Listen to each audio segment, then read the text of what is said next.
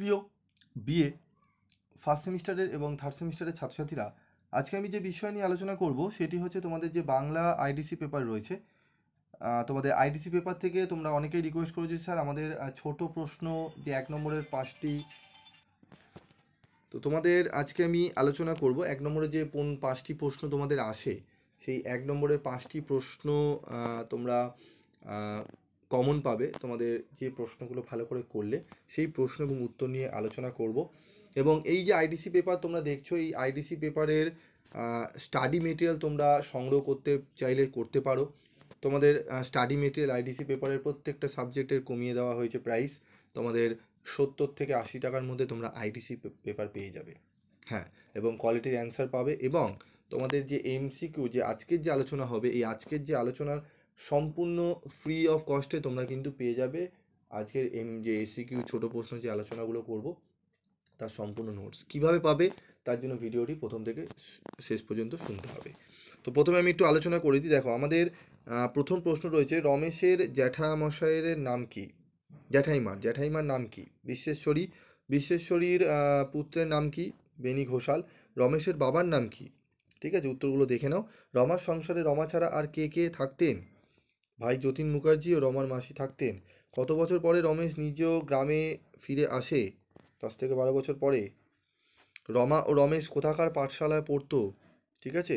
তারপর হচ্ছে রানী এই নামে কাকে ডাকতেন? রমেশের মা ছেলেবেলায় রমাকে রানী নামে ডাকতেন। রমেশের গ্রামের নাম কি? ঠিক আছে। ক্ষেন্তমণির মেয়ের নাম কি? গোপাল সরকার কে ছিলেন? গোপাল সরকার ছিলেন রমেশের গোমাস্তা। যতীন কে ছিলেন? রমার ভাইয়ের নাম হলো যতীন। ঠিক আছে, প্রশ্নগুলো অত্যন্ত গুরুত্বপূর্ণ। বিবাহের কত দিনের মধ্যে রমা বিধবা হয়েছিল? বিবাহের 6 মাসের মধ্যে। মানুষ খাঁটি কিনা চেনা যায় শুধু টাকার সম্পর্কে, একথা কে কাকে কখন বলেছিল?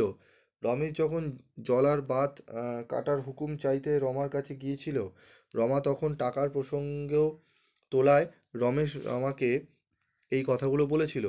5খানা গায়ের লোক কাকে সর্দার আখ্যা দিয়েছিলেন? আকবর আলীকে সর্দার আখ্যা দিয়েছিলেন। রমেশ কোন গ্রামে স্কুল তৈরি করেছিল? রমেশ মুসলমান প্রধান পীরপুর গ্রামে স্কুল তৈরি করেছিল। যতীন রমেশকে কি বলে ডাকতো? যতীন রমেশকে ছোড়দা বলে ডাকতো। পীরপুরের মুসলমানেরা রমেশকে কি বলে মনে করতো? পীরপুরের মুসলমানেরা রমেশকে পীর পয়গম্বর বলে মনে করতো। রমেশের শিক্ষার বিষয় কি ছিল? ইঞ্জিনিয়ারিং। রমার পিতার নাম কি? ঠিক আছে, যদু মুখর্জি। রমার কি অসুখ হয়েছিল? কাশি ও ম্যালেরিয়া আক্রান্ত হয়ে রমা 3 মাস কাল শয্যাশায়ী ছিল। এই যে 20টি প্রশ্ন তোমাদের সামনে তুলে ধরলাম, এই 20টি প্রশ্ন অবশ্যই খুব ভালো করে তোমরা পড়বে। এর সম্পূর্ণ পিডিএফ নোটস তোমরা পেয়ে যাবে। কোথায় পাবে? তোমাদের জন্য আইটিসি পেপারের একটি গ্রুপ তৈরি করা রয়েছে। এই আইটিসি পেপারের গ্রুপ তোমরা গ্রুপে যারা জয়েন্ট হবে তারা কিন্তু বাংলার যে আইডিসি পেপার রয়েছে এর সম্পূর্ণ উত্তর তোমরা কিন্তু তোমাদের দিয়ে দেওয়া হবে পিডিএফ নোটস। ঠিক আছে, তো তোমরা যারা এখনও পর্যন্ত জয়েন্ট হওনি তারা আইডিসি তোমাদের গ্রুপ করা রয়েছে আইডিসি পেপারের, সেই গ্রুপে জয়েন্ট হও এবং কার কী কী আইডিসি পেপার রয়েছে তোমরা অবশ্যই সেই গ্রুপে লিখবে এবং যেখান থেকে তোমরা যা নোটস পেয়েছো বন্ধুদের মধ্যে শেয়ার করবে এবং অবশ্যই পিবি স্টাডি ক্লাসের নোটসগুলো তোমরা কিন্তু সেখানে নিয়ে নেবে। ঠিক আছে, আজকের মতো ভিডিওটি শেষ করছি। দেখা হচ্ছে পরবর্তী ভিডিওতে। সকলে ভালো থেকো, সুস্থ থেকো।